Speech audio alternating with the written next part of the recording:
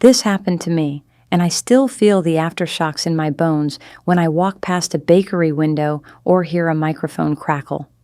My name is Nora. I was 24 when it happened, and what I'm about to tell you is the truth of how my wedding night became the stage for a different kind of vow. During my wedding toast, my best friend Kayla took the mic in one hand and my history in the other and told 180 people that I'd been keeping a secret. She said it between the clink of champagne flutes and the hum of the DJ testing the next track, beneath a 4-tier buttercream cake stenciled with peonies that looked more real than the bouquet in my lap. The microphone ribbon brushed her wrist like a taunt as she told the room I'd been texting my ex behind my fiancé's back and that I'd asked her to keep it quiet. The cake knife glinted beside our place cards like a weapon none of us had intended to use. If you genuinely enjoy our stories, please subscribe to the channel. Tell us where you're from and what time it is right now. It's always fascinating to know how far our story flows. When I close my eyes and hear Kayla's voice carrying over the speakers at Greenhouse Loft in Chicago, I also see a cracked iPad screen glowing blue in our Wicker Park apartment 2 months earlier. I see a Lyft receipt folding itself like a paper airplane from my fiancé's pocket into the glove compartment. I see neon from the Roby's sign reflecting in a puddle near the Damen stop as midnight turned into 1:12 a.m., and I watched a small circle on my screen, his location, pause there, shift, and then go still. I met my fiancé, Drew, at a charity run along the lakefront the summer after I graduated from DePaul. He was 26, in tech sales at a glossy River North startup with exposed brick offices and kombucha on tap. The kind of place that names conference rooms after national parks. He had that fratellum charm that made people forgive his lateness, his volume, his laugh that took up a whole room. Kayla had been my best friend since sophomore year, the kind who slept on my dorm floor during breakups and knew my target list by heart. She had a small but growing fitness influencer thing going. Reels filmed in the West Loop, discount codes for leggings, brand trips to Scottsdale. At first, she loved Drew. He was funny and driven, loyal. She said the word loyal like she was stamping it on him in invisible ink. We got engaged the December after our 3rd anniversary. He proposed at the skating ribbon in Maggie Daly Park with a thrifted Polaroid camera and a ring in his glove. The skyline was a postcard, all steel and blush. Kayla was hiding behind a sycamore to film the moment, whisper shouting, "She said yes," into her phone for her story before I'd even finished nodding. That video would resurface later, millions of views away from the grin on my face. If you'd asked me that night what secret I had to keep, I would have said the vendor I used to get my bouquet for cheap.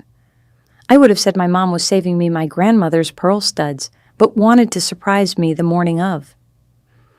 I wouldn't have said the thing about life is that it drops hints, like receipts falling from air vents you didn't know a car had. The first hint came in February, when Chicago's sidewalks were gray and crunchy, and all the puffer coats had salt stains around the hems. We had a shared family iPad because we were being domestic and because Drew liked to watch games on it while he cooked. One night, he'd left it on the kitchen island near the basil plant that I kept forgetting to water. I was filling out a catering form for the tasting at Greenhouse when I heard a little ping. It was the kind of ping that living with someone turns into background noise, a sound you forget is a voice. I looked up without thinking, and there they were, a stack of iMessages, blue bubbles blooming open, all of them from a contact with a single letter, K, and a black heart next to it. K. Do you know the part of an iMessage where your own name is at the top and it feels like it's floating? It was floating above a thread of texts I wasn't in. Blue bubbles reading 11:30 still, room 607 same as last time, followed by a selfie of a hotel room lamp with an ugly beige shade that looked like it had seen too much light. Kay had sent a boomerang of clinking glasses. Drew's replies were short. He was a punctuation man suddenly. Yep. On my way. Bring the hoodie. I touched the iPad with fingertips that didn't feel like mine and could hear Drew in the next room humming along to a Bulls highlight reel. The iPad had a hairline crack through the top right corner from where he'd dropped it in the Trader Joe's parking lot in January. My name in the top left looked like it was caught on that crack and about to fall. The second hint was a Lyft receipt. Drew had come home late on a Thursday night in March, the air still brittle, winter not letting go of the city like an ex who needs to be blocked. He'd tossed his jacket onto our sofa, a deep green velvet thing Kayla and I had chosen together at an outlet in Schaumburg, because Drew said he didn't care about a couch being a couch. The jacket slid to the floor and spilled a small storm of paper ends, bar napkins, a business card with a QR code, and a folded receipt. I picked it up because I always pick things up. The receipt was for a ride from the Roby Wicker Park to Noble Square, a 6-minute hop that made no sense because he could have walked that in the time it would take to wait for Lyft. The third hint was Kayla's hoodie. It was a gray Northwestern crew neck she'd thrifted, oversized and soft with a thumbhole she'd picked at until it frayed. I recognized it because she'd let me borrow it on a Sunday run to the Trader Joe's on Division last summer, when the AC had blown in our building and the only relief was foraging for frozen dumplings in someone else's air. The lipstick stain on the collar wasn't mine, but the shade was a too bright cherry I'd stopped wearing when I realized my front teeth weren't straight enough to make it look cool. I noticed the hoodie on Drew's desk chair one morning when I was grabbing a pen. The lipstick stain had a smudge like it had been thumbed. People always ask, "Didn't you see it? Didn't your gut tell you?" My gut's a quiet thing. It leaves polite notes instead of banging on the door. I noticed the notes and then talked myself out of reading them. That's the thing about planning a wedding. You become a host before you ever become a wife. You clean up other people's messes. You ignore the smell of smoke because there's a cake delivery at 3. I had Kayla. We had FaceTimes late at night where she did a face mask and I ironed table runners. She was my maid of honor, because of course she was. We'd done morning coffees at the Starbucks on Milwaukee and Division all through college. She knew my coffee the way people say their dogs know their cars. So when the iPad pinged and the Lyft receipt fluttered and the hoodie sat like a dare, I called her. I think Drew is... I don't know. Something's off. I said that first time. Kayla was at Barry's, the red lights flickering over her skin to make her look like she was sitting in a neon confession booth. "Girl, no," she said immediately, scrolling through something. "Drew's loyal. He's just stressed as hell. You know how Q1 is for sales. He told me they're doing all these late-night client dinners." "With who?" She shrugged. "He's in tech. They're all named Blake or Jordan. It's a frat in Patagonia vests. It doesn't mean anything." My iPad picked up messages, I said, and regretted it when I saw her pupils widen. "From who?" Kayla's hand went to her ponytail, tightening it. "A K, Blackheart," she laughed. "K? Like me? Babe, we text. A lot. It could be me. Remember how he helped me with the Wender Museum pop-up? He's been giving me advice on brand deals. He's good at negotiation, obviously." "Room 607, I said quietly. Same as last time. "Okay," she softened, leaning forward on the locker room bench, camera wobbling. "Okay, that's weird. But we live in a city of hotels. They have bars. I've done so many meetings at the Thompson that I could tell you what the ice tastes like compared to Soho House. Stop spiraling. You're engaged to a guy who wants to spend his life hyping you up. He literally cried at his own proposal." "He didn't cry," I said reflexively, even though he had. "He just had watery eyes." Kayla smiled. "Exactly. He's soft over you." I wanted her to say, "Let's go there and ask." I wanted her to say, "Open the iPad and let's scroll." But she kept her voice low and smooth the way she did when she sold protein powder in her stories. "Do not blow up your life because of a random ping, Nora. Not 2 months out." We hung up, and I told myself she was right. that my gut wrote polite notes and they could be misdelivered. The thing about secrets, though, is they breed. They get bold. They march into your front room and sit on your floors like you invited them. The fourth hint didn't bother with subtlety. It came in through our mailbox in a white envelope with the Nova Hotel logo stamped on it. A bougie place in the Loop with velvet bar stools and gold coasters. It was a folio for a room on a Sunday night in early April. Nova Hotel. Guest, Drew Porter. Charges, 1 night, room 607, 2 martinis, 1 Caesar salad, a hoodie-sized laundry fee. You booked a hotel on a Sunday? I asked, holding the folio up when he came home, trying to keep my voice in a register that didn't slip to a sob. He didn't pause. Babe, I had a team building, like a really late one. We were doing a deal in the Loop, and I didn't want to Uber home at like 2. That's a safety decision, right? They gave me the folio. I put our joint email on a bunch of stuff. That must have picked it up. I can fix the settings. And the hoodie laundry? He smiled, the kind that had gotten him every sale since 2016. I spilled martini oil. I tried to rinse it with the shower. It was a mess. I should have called you. You're the stain queen. Kayla called 5 minutes later. Ignore any weird emails, she said, without hello. I accidentally put your RSVP email as my backup on my brand deals. I'm trying to fix it. Also, oh my God, did you see that greenhouse is getting renovated? We're good. Like, our date is good. I'm just saying we dodged a bullet. When your best friend and your fiancé both tell you the same story, you sit down with it like it's a friend too. You offer it water. You tell it you believe it. You put your head on its shoulder and say, don't leave. There are 1,000 ways to complicate a simple thing. Here's how mine went from a wedding to a war. Kimberly from my grad seminar at DePaul DM'd me. She's one of those acquaintances you love running into at Trader Joe's because you can do the whole we should hang out dance and know you actually might. She'd always had a good ear for gossip and a terrible poker face. Her DM was a screen recording of a TikTok. Kayla, at the Nova Hotel, the room's ugly beige lamp behind her. Kayla was doing a quick GRWM about confidence during negotiations. I watched the video 3 times. At the end, the phone panned, and for 1 second, the mirror caught a reflection of a forearm with Drew's watch on it, something I'd bought him for the run where we met. It's a simple black face. It's also engraved on the back with not a sprinter. Drew's lame joke, my cheesy contribution. That your guy? Kimberly wrote with a shrug emoji. It better not be. I wrote back. My gut finally made a fist.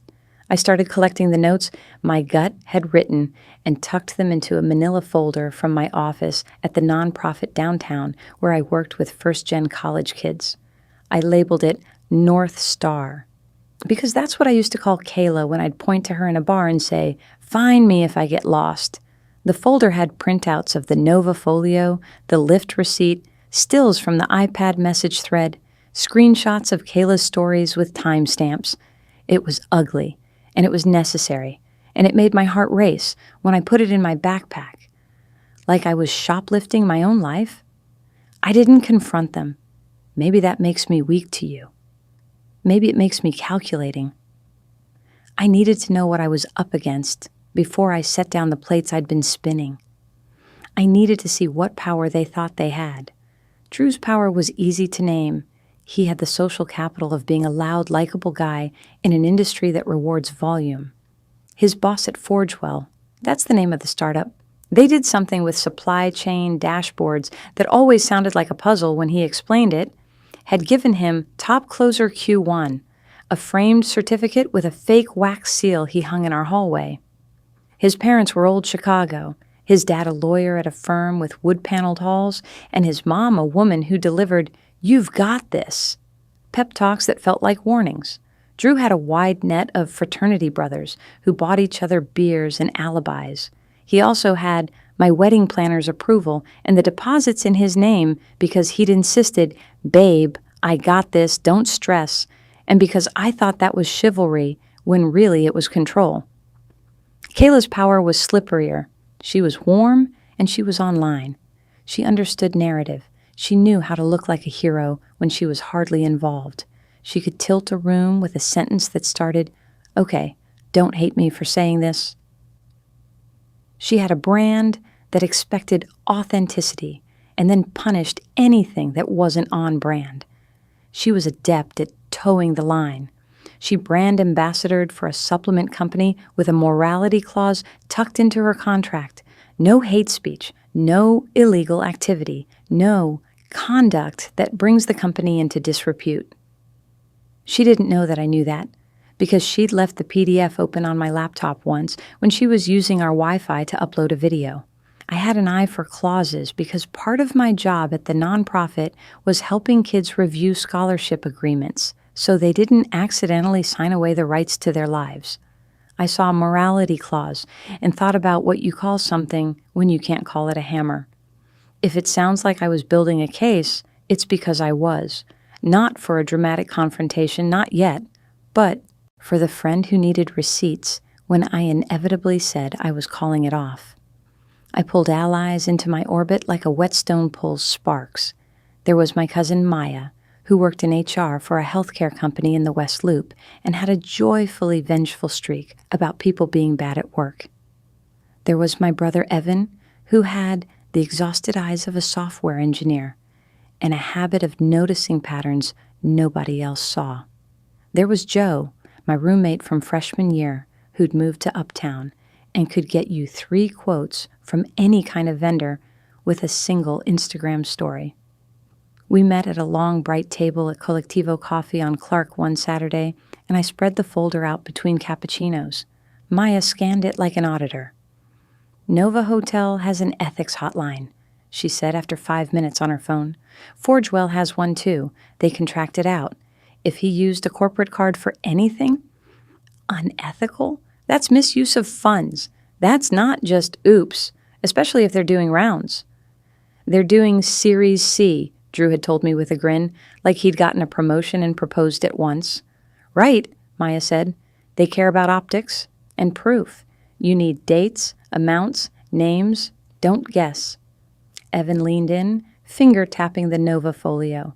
"Do you remember Drew's Apple ID? You used it on the iPad sometimes, right?" "Yeah." "Does he have Google location history turned off? People think they do. They don't."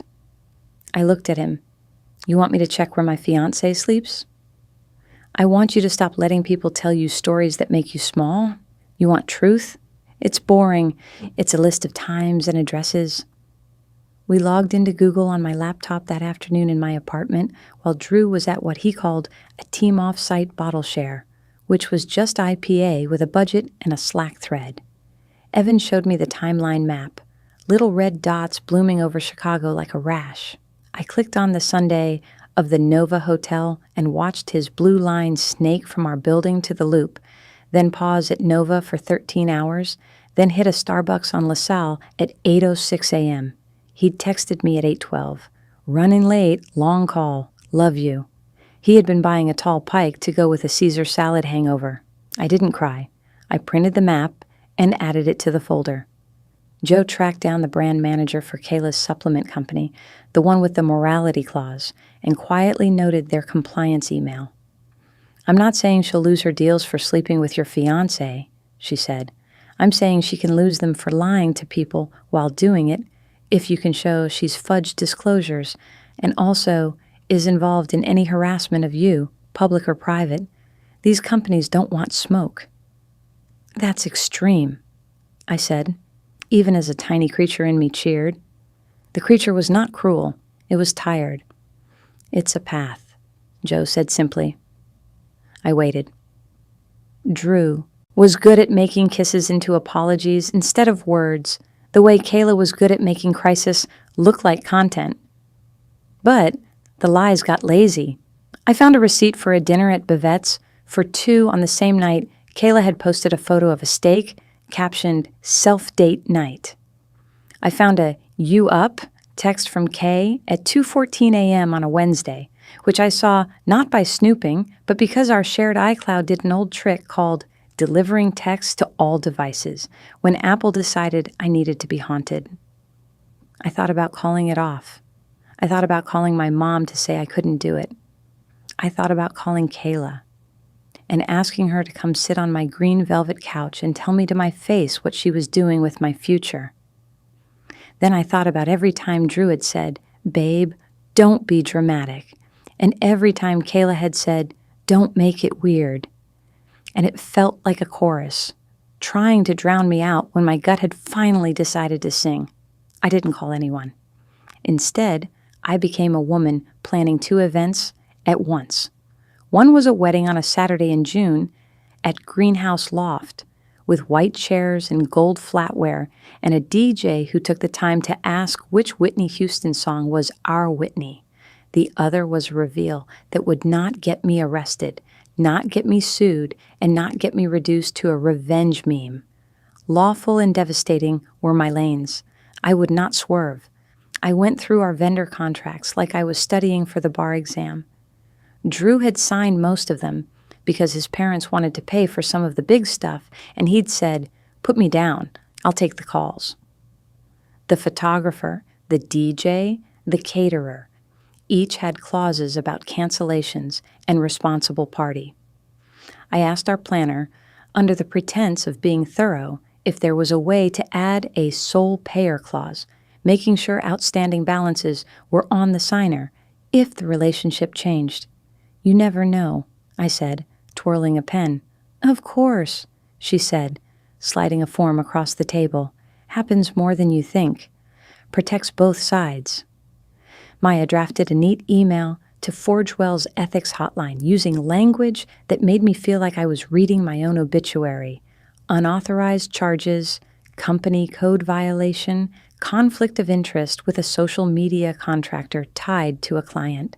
She attached copies of the Nova Folio and the Bavette's receipt and the Google map with dates and times and totals. She did not attach my feelings. We sent it anonymously from a burner Gmail she set up in 5 minutes. North Star Report. She clicked send like she was flicking a beetle off a porch. We also sent a calm note to the brand manager at Kayla's supplement company from my real email, because I am not a coward and because the truth doesn't need a mask. "I'm writing to inform you of potential conflicts regarding your ambassador, Kayla Myers," I wrote, Maya's wording again like armor around my words. "Kayla has been regularly posting sponsored content filmed in the Nova Hotel while in an undisclosed relationship with a Forgewell employee who used company funds for the stays. Given your code of conduct and FTC disclosure requirements, I thought you'd want to know. I'm attaching timestamps and screenshots for context." I hit send and then went to my room and screamed into a pillow, which is not illegal and is occasionally necessary. Forgewell replied like a machine, "Thank you for this report. Compliance will review."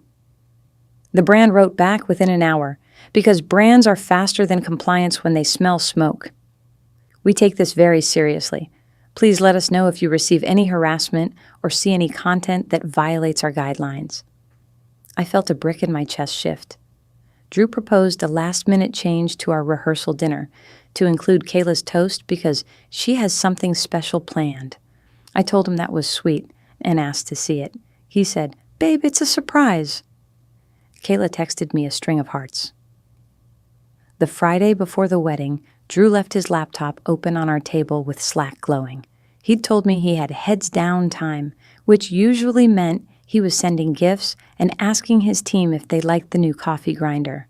I stood to refill my water and saw the Slack icon pop with a notification from Dear All Hands. An internal announcement, reminder, effective immediately. All expense reports are being audited for Q1, Q2. Please provide receipts within 48 hours. I looked at the timestamp. It had gone out 5 minutes after we sent our ethics email. I felt something in the apartment shift, like the building had exhaled. If I had confronted him that night, he would have had a story. He always did.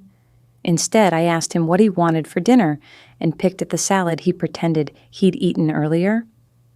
Kayla FaceTimed me from her bathroom, hair in rollers, a glittery eye mask making her look like a raccoon from a fancy neighborhood. "You ready, bride?" she said, bouncing on her toes. "Make it normal." I said. Always, she said, and winked. The rehearsal dinner was at a cozy wine bar in Logan Square with a back room that felt like a library, all books and soft lamps. Drew's mom clinked her glass and cried through a story about his turtle when he was 10. My dad quoted Springsteen. I was wrapped in a white jumpsuit that made me feel like my spine had numbers on it. Kayla didn't speak. She hugged me and said, "Tomorrow," like a promise. The wedding morning was a blur of powder and pins. I sat in a suite at the hotel across from the venue while a makeup artist told me my skin was so cooperative, which is not a compliment any woman should be proud of. My mom handed me my grandmother's pearl studs and cried. I ate a bagel because I refused to be faint in Tool. I looked at my phone too much. Kayla arrived late, breathless, her eyes shining, just a hair too bright. There was traffic, she said, like Chicago had just discovered cars. The ceremony was exactly what we paid for, vows that sounded like we meant them, sunlight slanting through greenhouse glass like movie lighting, a violin cover of All Too Well that made two of my cousins whisper, "This is so unoriginal," in a way that inexplicably comforted me. I said I do to a man I believed I knew and didn't.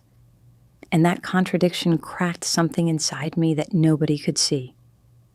At cocktail hour, people said, "You're glowing," because that's what people say to brides, like we're all light fixtures. I held my friend's baby, and the baby yanked harder on my veil than anyone else had on my attention in months. Drew floated around the room, shaking hands, his span of friends vast as always. Kayla flitted in and out like a hummingbird, adjusting her lash, licking her thumb to wipe something off my cheek like she had rights. We sat for dinner. The butter was shaped like tiny flowers. The waiter refilled my water like I was royalty. Drew's dad bragged. Drew's mom laughed. My aunt asked me if we were freezing our eggs. The DJ tapped the mic, the sound cracking over the clatter of forks, and announced, "And now, a few words from the bridesmaid of honor, Kayla." She stood, smooth and ready, in a satin chartreuse dress that looked like money. The mic ribbon brushed her wrist again. The room turned its face to her, like a sunflower to a window. "This is going to be long," she joked, and everyone laughed, because we all think we're funny when we're about to be cruel. I have known Nora since she moved into a shoebox on Racine and cried because she didn't know how to set up her Wi-Fi. She is loyal and honest and kind. She is also human. We all are. She paused, eyes soft. I felt something cold slide down my spine. "I'm only saying this because secrets hurt," she said, and her voice did that influencer whisper, the one designed to make you lean in. Nora told me a few months ago that she'd been texting her ex, nothing physical, but emotionally, like more than a flirt, and she told me she wasn't going to tell Drew. She begged me not to say anything. I told her to be honest. I did, but she said the wedding was so close, and she was scared. The word scared held until it vibrated. People gasped the way people do when they want to be on the right side of a story and aren't sure which side that is yet. A fork clanked. The cake knife caught the DJ lights and flickered. I went cold to my toes. I did technically text an ex. Once, in January, when he'd messaged me, "Congrats," after he saw our engagement post that Kayla had tagged me in 22 times across platforms. I wrote, "Thanks," and then, "Hope you're well." He wrote, "We should catch up," with a winky face. I wrote, "I'm engaged, wishing you the best." The end? I had told Kayla, in passing, while we were on the blue line and she was editing a reel, that I felt weird about it. She'd said, "Don't feed the ghost." I hadn't. Kayla's secret framing turned my two-text finality into an affair. My face walked itself through a dozen expressions like it was trying on clothes. The room looked at me, and then at Drew. He turned toward me slow, confusion and fear and calculation warring. "I'm saying this because I love you both, Kayla said, and her voice broke like she had earned the right. "I want honesty. That's all. That's marriage, right?" She lifted her glass. Camera phones lifted around her like weapons. My mother stood halfway up and then sat because Drew's mother touched her wrist. Maya looked at me and did not move. I stood. The hem of my dress whispered against the floor. I looked at Kayla, at her hair sprayed into place, at the tiny gold K at her throat, and I tried to push rage down into something cool. She blinked, and for the first time since I'd known her, looked uncertain. "Thank you," I said into the second mic the DJ handed me, like it had been waiting. The room hushed. I remembered my own advice to the kids I worked with when they stood up to speak. Own the silence before you fill it. It's true that I told Kayla in January that my ex texted me, "Congrats." It's true that I said I felt weird. It is not true that I carried on anything you could call an affair. I answered a text and shut a door. My voice felt older than my body. Kayla made a little aw-babe gesture with her hand that made me want to put my fist through a wall. "But while we're on honesty," I said, and watched her eyes flicker. I turned toward the DJ and asked, "Can I airplay something?" He nodded, confused. I'd asked him earlier, in the week where I became two people, if I could plug in a video for a surprise. He said sure. He'd expected a montage, not a deposition. I tapped my phone. A photo bloomed on the white wall above the bar, a crisp shot of a Nova Hotel folio with the date circled in red. The room made a sound. It wasn't a gasp this time, not exactly. It was a collective breath in. I flipped to the next slide, a Google location history map with a blue line into the Nova and a timestamp at 11:32 p.m. I flipped to the next, a close-cropped still of Kayla's GRWM with Drew's engraved watch caught in the mirror. "This is the hotel where Drew stayed on a Sunday night in April," I said, each word even. "This is where his location said he was. This is Kayla's video from the same room. I told no one this. I sent it to no one but a compliance department." I heard someone at the back whisper, "Oh, damn." Drew stood, half rising like his legs had forgotten the plan. "Nora," he said, his voice cracking, This is insane. You're making it big," I said, still holding the mic, still controlling how much air the room got to breathe. "You made it big, on company time, on a company card."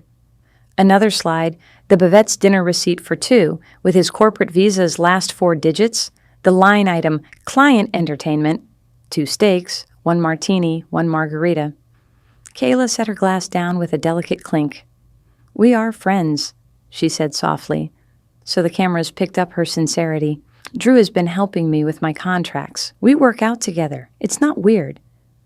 "I think the phrase you want is conflict of interest," Maya said from her table, not standing, just projecting with that HR voice that maybe God gives to people who like policy. "But we can discuss that when your brand manager calls you tomorrow." "Kay," Drew said, sending his hand toward her like she was a buoy and he was a man who forgot he'd chosen the tide. "Here's what's going to happen," I said, and I didn't feel dramatic at all. "You two are going to leave. You are going to let me and my family and my friends eat the food we paid for and dance to Whitney Houston and cut the cake I chose with my mother. You will not make a scene." I held up the stack of contracts in my other hand. "You will also be paying for any balances on this wedding, because your name is on the line items that matter. You signed a sole payer clause, and Monday you can explain to your bosses and your lawyers why your receipts look like this. You're ending your marriage," Drew said, small and mean. What I said today was, "I do," and what I didn't say was, "I'll forget who I am." To keep your secrets. That's not a marriage. That's a costume. The room was wide-eyed. I could feel people recalibrating what they thought they knew, like I'd turned a painting upside down, and they suddenly saw the face they'd missed. I am not a performer. I am a nonprofit staffer who writes long emails, but I was also a woman who had been given a microphone and a wall and the truth. I used them. Kayla shook her head. smiling the edges of her mouth into a pity shape. "Nora, please, you're going to regret—" "Kayla," I said gently, like I was saying a name in a roll call. "I used to think you were my North Star. I now realize you were just a bright light in a mall, designed to get me to buy something I didn't need." "Wow," someone whispered. People loved a line. The DJ looked at me like he wanted to give me a trophy, and then back to the crowd like he didn't want to lose his next gig. Maybe like, we take 5, he said into his mic, and a dozen conversations broke open at once, like the room was relieved to be allowed to speak. Drew's mom stood and came toward me, her pearls catching the light.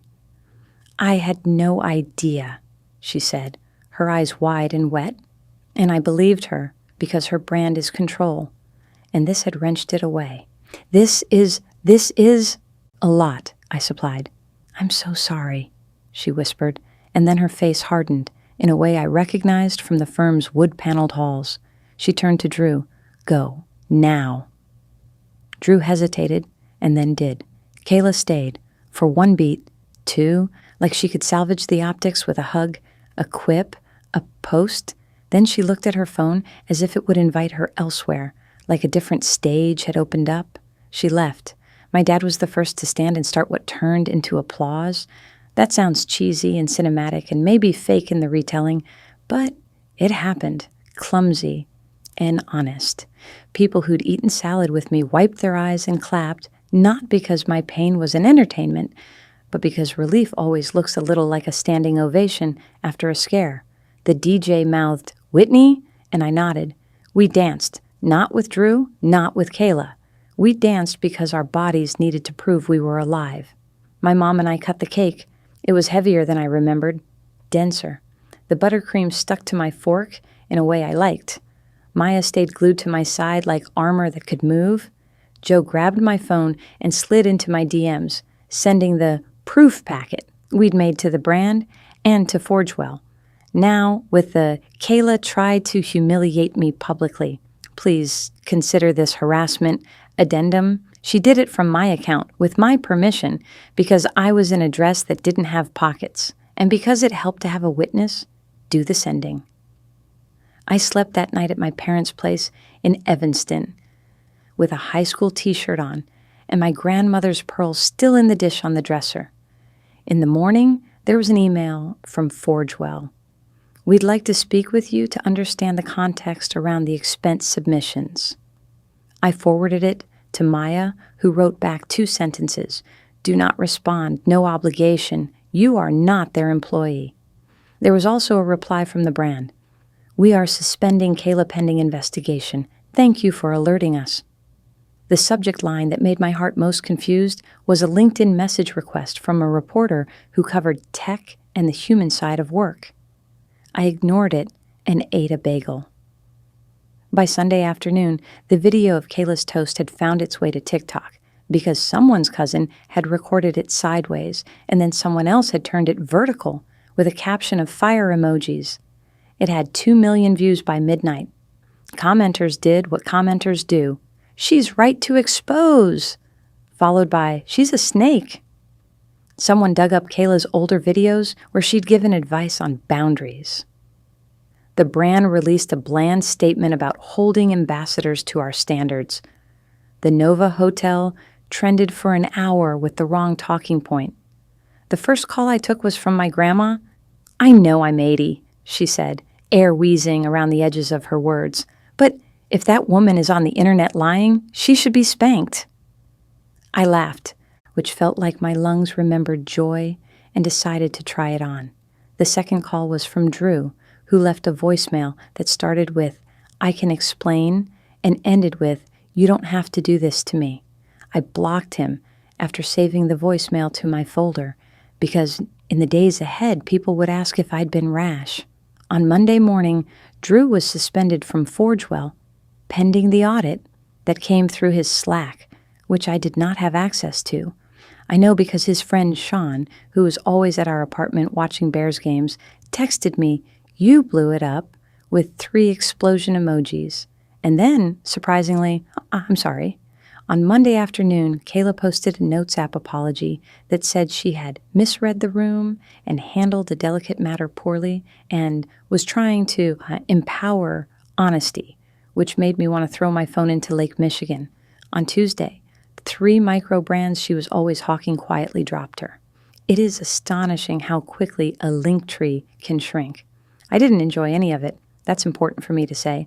I didn't take screenshots of her follower count dipping like it was a stock I shorted. I didn't send gloating texts. I made a list of things I had to do.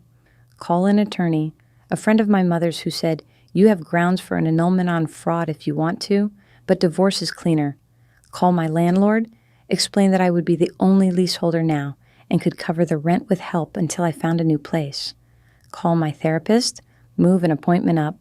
Call my dentist, do nothing. It was just on my to-do list, but it felt good to cross something off. There were obstacles, because life is not a straight line just because you hold a microphone once. Drew's mother called me and asked if there was any way to keep this private while you sort this out, and I said, I kept it private until your son's choice hit the wall behind my bar. Drew's fraternity brothers posted a photo of the boys at my reception and wrote, "Family doesn't snitch," which they took down after Maya's boyfriend commented, "You spelled family doesn't respect women wrong." Kayla's cousin DM'd me a diatribe about how women should be sisters no matter what. I replied with a screenshot of the morality clause in her contract and a line I am not proud of. Tell her to be a sister to my face next time. There was also, unexpectedly, a flood of kindness. A girl I used to tutor in kid prep showed up with a quart of wild rice soup from a deli in Rogers Park and said, "You told me to advocate for myself when my teacher wouldn't let me retake a test because I had the flu. I've been practicing." My boss gave me the week off without docking my time. My father, who is not an emotional man, sat at our dining room table with a yellow legal pad and started listing what needed to be returned, canceled, redirected. "Make him send the gifts to our house," he said. "We'll handle the petty." Forgewell's audit turned into a termination. That wasn't because of me. It was because of policy. I didn't publish their emails. I didn't talk to the reporter. I sat in my parents' backyard on a lawn chair while a June breeze, which is a different creature than January wind. Chicago has 10 distinct weathers, and you learn each. Moved through the maple, and I burned a copy of the wedding program under supervision like a sylvan witch. Drew texted me the day after he was fired. "You ruined my life," he wrote. "You ruined mine," I replied, and then muted the thread. Kayla tried to pivot. She went live and cried and said she'd wanted to save us from a dishonest marriage, that she knew hard truths were a gift. The comments filled with people asking about the Nova, about the Google map, about the watch. She said we were just friends. A girl I didn't know but loved on site commented, "With benefits?" Kayla ended the live early and posted a video of her making a smoothie. The morning my attorney filed for an annulment, and then, after realizing the mountain of affidavits that would take and the cost for my sanity it demanded, switched to a no-fault divorce, I met Maya at the Daily Center. The building is ugly and bureaucratic in the way that makes you feel protected. People tugged on doors and checked their pockets for IDs and held papers like they were life preservers. I held mine and felt the weight of the folder in my bag like a spine. "You did good," Maya said, signing something with a flourish. "I didn't feel good," I said. "Those are different things," she replied. We took the escalator down and got sandwiches at Potbelly because sometimes you need a hot sandwich more than you need a moral headline. You know the part of a story where you expect the catharsis to be immediate? It wasn't. It was slow. It was laundry and legalese. It was my mother folding my shirts and me crying at the sight of a coffee mug we bought at a nameless tourist trap on our first trip to Michigan. It was unfollowing his sister and then refollowing her because she sent me a real apology and offered me her guest room if I needed it. It was a day when I woke up and forgot my life for 8 seconds and then remembered all of it. It was also the day I got a letter. A real letter. Stamped and everything from the Nova Hotel. It wasn't about room 607. It was about our wedding block. "We are sorry for any inconvenience," it said, "and we hope your special day was everything you dreamed." It included 2 paper drink vouchers for the hotel bar, signed in blue ink by a man named Adrian. I put one on my fridge with a magnet shaped like a bagel. I mailed the other to Kayla with no note. That was petty. It was also a relief valve. She posted it on her story with a caption, "Some people are obsessed with me." And that was the day the comments turned from split to sour. "Girl, you tried to ruin her wedding and you're flexing drink tickets?" someone wrote. The tide had already been turning. This was a riptide. The viral villain edit came later. Someone compiled Kayla's chirpy, "Honesty is everything" videos over a montage of her toast and put it to Billie Eilish, which is canonically how the internet punishes women who perform virtue for clicks. I watched it once. I watched it again. I closed the app and went for a walk down Clark Street, past Collectivo, past the yoga place where Kayla used to flirt with the desk guy, past a storefront filled with plants. A little boy on a scooter almost ran into me, and I stepped aside with a sorry, like it was my fault for being there. I went back to work. I helped a kid write an essay about belonging that made me cry. I returned the kitchen mixer we never opened. I deposited a check from Drew covering the remainder of the wedding balances because, say what you will, his dad understands contracts. I got coffee at that Starbucks on Milwaukee, the one where we'd planned centerpieces. The barista remembered my name and wrote a heart like he always had. The basil plant in my old apartment died and I didn't replace it. I took off my ring. I kept the iPad. Kayla tried one more swing. She posted a video titled, "My Side of the Story." The camera too close, the lights too bright. She said mean things about my dad's speech, which is when I knew she didn't have a soul. She said she couldn't stand by and watch a friend be dishonest. The duet videos were immediate and ruthless and funny in a way I couldn't allow myself to relish. People reposted a slide from the morality clause and tagged the brand. The brand replied with the corporate equivalent of enough. She lost most of her deals within a week. She did not lose her apartment because she had roommates. She did not lose her legs because no one fell downstairs in this story. I didn't want that. If I have any creed, it's that truth should be a scalpel, not an axe. You cut the rod out, you don't burn down the house if you don't have to. If you can't afford a new house, you really don't. Drew moved in with Sean. He got a job later at a different startup in a different neighborhood with a title that sounded new with better stock options because men like him always do. This is not a morality play where he ends up a monk or in prison. He texted me once in August asking if I got the blender to work. I didn't reply. It was a stupid question anyway. I had proof I didn't want to hear his voice in my head. If there's a chilling resolution, it's not what you think. It's not Kayla crying on live again with swollen eyes. It's not Drew standing outside a bar on Wells Street looking like he's learned how to listen. It's me, in November, on a gray day that turned the river the color of a pewter bowl, stepping into the lobby of the Daily Center to file the last piece of paper. I was wearing a coat my grandmother had loved. I was holding a folder that had seen me through something I didn't know I could survive. I walked past a display case of court notices and a little table with a box of tissues meant for strangers, and I felt my body settle like furniture in a new room. On my way out, I passed a couple taking wedding photos on the plaza. The bride's dress was a mermaid cut. The groom's tie was crooked in a way I will one day teach my son to fix. They were laughing, big open-mouthed joy that you can't fake. I didn't feel bitter. I felt like I knew something they didn't yet, that vows are a choice you make in public and then again when the room is empty. That secrets can be detonators or they can be doors. That the difference is whether you hold the mic. I walked to Potbelly and ordered a sandwich. The guy gave me an extra cookie like I looked like someone who needed it.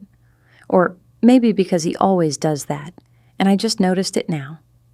I took the long way home, past the Starbucks on State where kids in Supreme hoodies drag their feet, past the Target where a man once asked me to explain laundry detergent pods, past a yoga studio where a woman sat on the floor stretching and crying. Yoga is honest like that. Sneak attack grief. My phone buzzed with a DM from a girl who had been at my wedding. I told my sister about your speech. She broke up with someone who cheated. Thank you. I didn't reply right away. I stood in front of a store window with a display of champagne flutes and thought about the one Kayla had held while she told the room a story about honesty. I thought about my own hand around a microphone and the hum of the speaker and the flicker of the cake knife and how a room full of people can feel like an audience until you decide they're a jury and then back to just people again. Later that night, I opened my laptop and deleted the North Star folder's contents, one by one, sending them to the trash, and then emptying the trash, and then, because I'm thorough, clearing the trash on my phone too. My attorney said to keep the originals, so I put the paper copies in a Ziploc and put the Ziploc in a shoebox at my parents' house, because some things need to exist, even if you don't need to see them.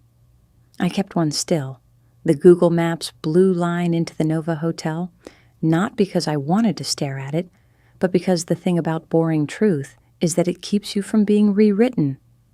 The last time I saw Kayla in person was a Sunday, in December, at Trader Joe's. She had a cart full of cauliflower gnocchi and frozen fruit, and I had flowers, even though it was winter, and the flowers looked tired. We looked at each other like we were strangers in a movie whose plot lines had almost touched. She opened her mouth like she might say something scripted, a bullet point, a line, but she closed it. She looked at my flowers. "Peonies are out of season," she said, a reflex. "I know," I said. "These are ranunculus." She nodded like I'd said something profound. I wheeled my cart to the cashier. The cashier was new and asked me if I needed a bag. "No," I said, because I'd finally learned to bring my tote. I left the store, the Chicago air sharp and honest, and the automatic doors whooshed shut behind me like the ending of a sermon. Was my best friend the villain that night at Greenhouse Loft when she held a mic to my life and tried to turn it into a warning about me? Yes. Did the internet make her a viral villain because the story required a mask they could punch? Yes. But the real villain was the thing that told me I couldn't trust myself until other people approved my instincts. I don't know if that thing wears chartreuse. I do know that it likes buttercream and microphones and believes that secret keeping is a kindness. When I feel it in my ribcage now, knocking, I do not open the door. I take a breath. I say, out loud, the most boring sentence there is, "Here is what happened." Then I put on my coat and go for a walk. The end.